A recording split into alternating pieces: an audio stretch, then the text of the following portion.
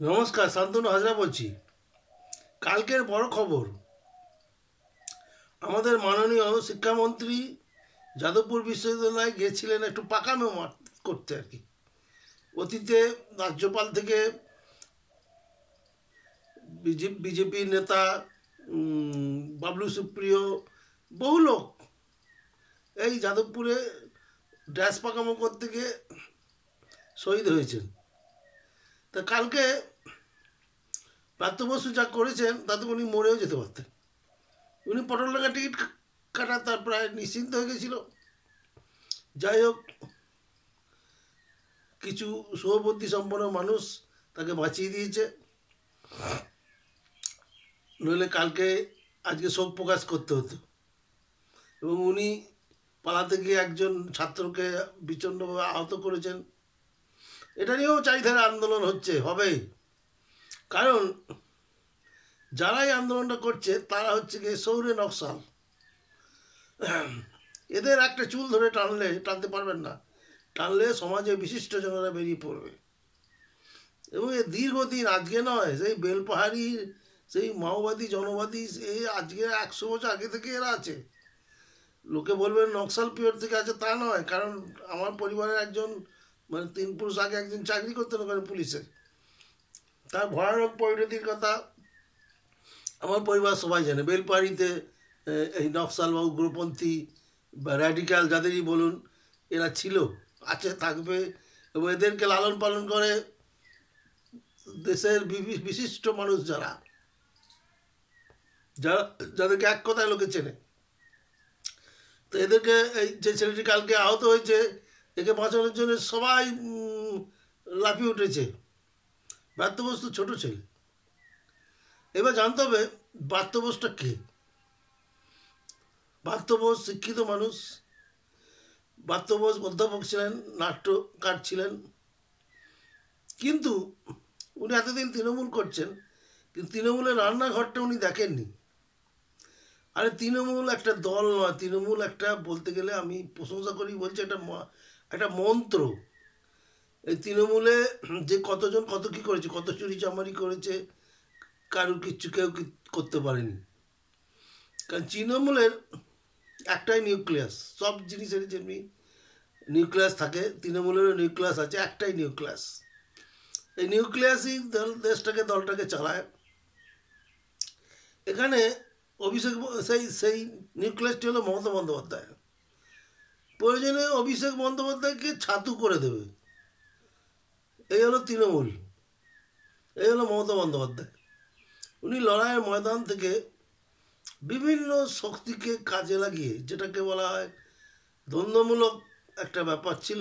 যেমনি আগেও আমি বলেছি যে প্রচুর প্রচুর শক্তি একত্রিত করলে একটা তৃতীয় শক্তি তৈরি হয়, যেটা মার্কস বলেছিল, যেটা অতীতে বহু নিদর্শন দেওয়া যায়। এসব কথা আমাদের মুনি ঋষি চারবাক এরা বলেছেন, চায়নার কনফুসিয়াস বলেছেন, হালামলের মার্কস অ্যাঙ্গেলস এরা বলেছেন যে সমস্ত শক্তিকে এক জায়গায় করে রাখলে একটা তৃতীয় শক্তির তৈরি হয়। সেই শক্তি হলো মমতা বন্দ্যোপাধ্যায়।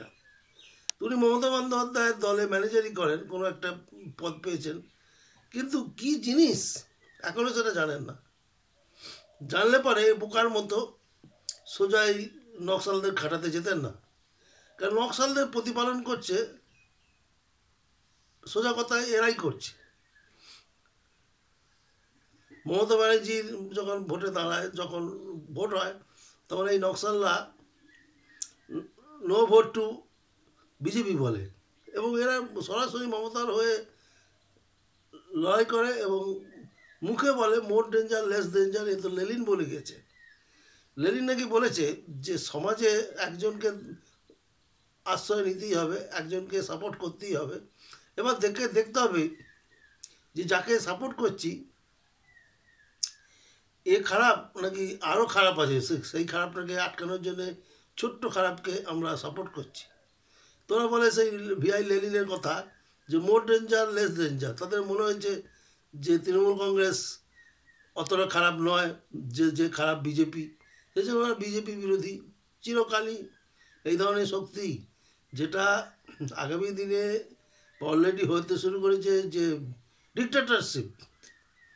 ভারতবর্ষে হিন্দু ছাড়া কেউ থাকবে না, ভারতবর্ষেও কোনো বিরোধী মত থাকবে না। আগামী দিনে লড়াই করে এদের সরানো খুব মুশকিল হবে। তা এই এই প্রসঙ্গান্তরে একটা কথা বলি এই ব্রাত্য বসু সম্বন্ধে। ব্রাত্য বসু বামপন্থী মানুষ ছিলেন। যারা বামপন্থী মানুষ তারা একটা কথা স্বীকার করবেন যে বামপন্থীরা না থাকলে দেশে ভূমি সংস্কারটা হতো না। ভূমিটা কী ছিল না, একজনের হাতে 10,000 বিঘে জমি, আর গরিব মানুষ সব না খেয়ে মরতো। তো বামপন্থীরা এসে তেলেঙ্গানা থেকে শুরু করেছে লড়াইটা। হ্যাঁ, তেলেঙ্গানায় এই রাজাকার বাহিনী ছিল তখন তেলেঙ্গানায়, এবং অকথ্য নির্যাতন করত, ফসল তুলে নিয়ে চলে যেত। এই রাজাকারদের বিরুদ্ধে রুখে দাঁড়িয়েছিল কমিউনিস্টরা। এই কমিউনিস্ট ভাবধারার জন্যে তারা রুখে দাঁড়িয়েছিল পশ্চিমবঙ্গে, যে এক এক দেশ ভাগের বিরাট করুণ পরিণতি। মানুষ খেতে পাচ্ছে না, ফ্যান দাও করছে, একের পর এক মরণান্তর আসছে। সেক্ষেত্রে কমিউনিস্টরা এখানে বলেছিল যে এই জমির বিকেন্দ্রীকরণ করতে হবে। একজনের আজে 10-20 হাজার জমি থাকবে, আর এত লোক না খেয়ে মরবে, আর জমিগুলো কোনো সংস্কার হবে না, ব্রহ্মডাঙা পড়ে থাকবে আচট, সেখানে কেউ নাঙল দেয় না।